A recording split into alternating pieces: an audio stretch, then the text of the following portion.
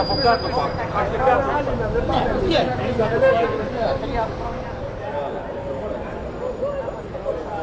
Γράφω τους Άρης. Πολλά χρόνια στην περιοχή εδώ, ανήκα στο Βοκούλιο, θα είναι Μου για δεύτερη εβδομάδα πληρώνουμε και κάτι και οι έμποροι εδώ της περιοχής. Τι γίνεται με την κατάσταση, δεν υπάρχει βελτίωση? Όχι, δεν υπάρχει βελτίωση, δεν υπάρχει έρευνα, δεν υπάρχει λύση. Δεν θέλουν να λύσουν το πρόβλημα. Εγώ θα σας πω ένα παράδειγμα, το 2004 στους Ολυμπιακούς, όλο αυτό το κομμάτι ήταν ένα διαφορετικό τοπίο. Θέλανε και το κάνουν. Δεν θέλουν. Το έχουν παραμελήσει, το έχουν ξεχάσει, δεν ενδιαφέρονται. Η Αθήνα έχει χωριστεί σε δύο σημεία. Μέχρι το Δημαρχείο είναι μια άλλη Αθήνα, Πολωνάκι, Πλάγα και όλα τα σχετικά. Εδώ είναι μια άλλη Αθήνα. Αυτό τους βολεύει, αυτό θέλουν.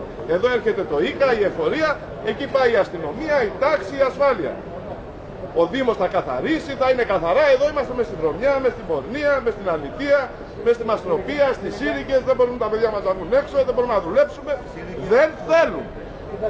Το εφετείο ήταν 1,5 χρόνο, παρακαλούσαμε. Σε μια μέρα θελήσανε, το καθαρίσανε. Τι θα κάνουμε, θα πάρουμε την κατάσταση στα χέρια μας. Δεν μπορούμε να κάνουμε κάτι άλλο. Ο τζίρος μας έχει πέσει, δεν μπορούμε να ανταπεξέλθουμε στις υποχρεώσεις μας, δεν μπορούμε να πληρώσουμε, μόνο να πληρώνουμε θέλουμε. Λοιπόν, οι φόροι, ο φορολογούμενος, οι φόροι είναι ανταποδοτικοί.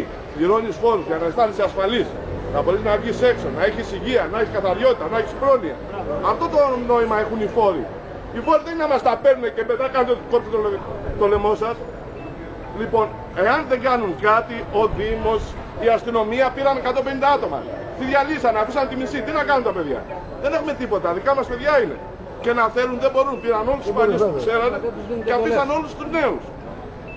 Αν δεν λύσουν το πρόβλημα, θα πάρουν την κατάσταση στα χέρια μας. Δεν έχουμε τίποτα με τους αλλοδαπούς. Έχω και εγώ στην επιχείρησή μου ξένους, αυτούς που είναι νοικοκυρές, να δουλέψουν. Όμως, αλλά δεν θέλουμε τους λαμπατζίδες, τους μαύρους, τους κουτάνες, τους πόρνες, όλους εδώ. Θα πρέπει να συνειδητοποιήσουν το πρόβλημα. Η ουσία για μένα είναι ότι δεν θέλουν να το κάνουν, όχι ότι δεν μπορούν.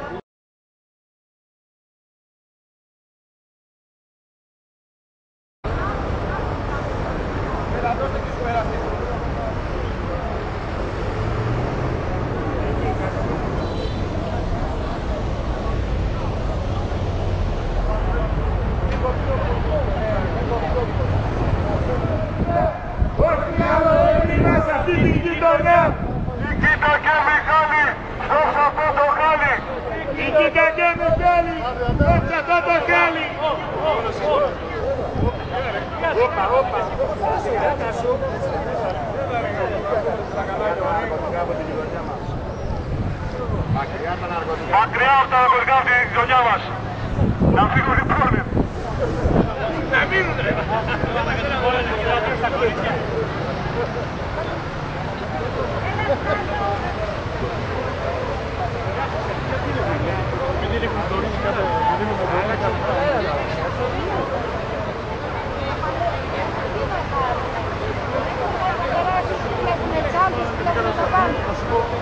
Δημοκρατία δεν θα περάσει.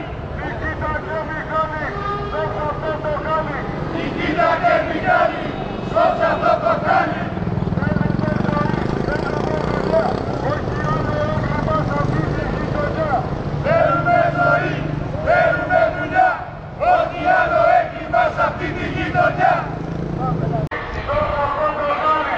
Νικήτα και Μιχάλη, σώψε αυτό το χάλι. Θέλουμε δουλειά, θέλουμε δουλειά, θέλουμε ζωή. Ό,τι άλλο έχει μας αυτή τη γειτονιά. Και πολλούς από εσάς τους γνωρίζω, έχουν έρθει στο γραφείο.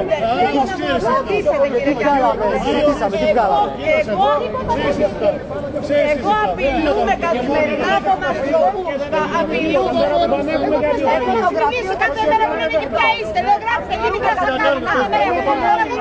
Αφιαλούμε από μαζιλοπούς. Άμα θέλετε να με δίνετε, πάτε και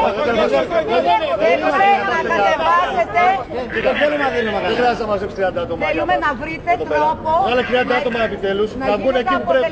Αφού τους ξέρετε.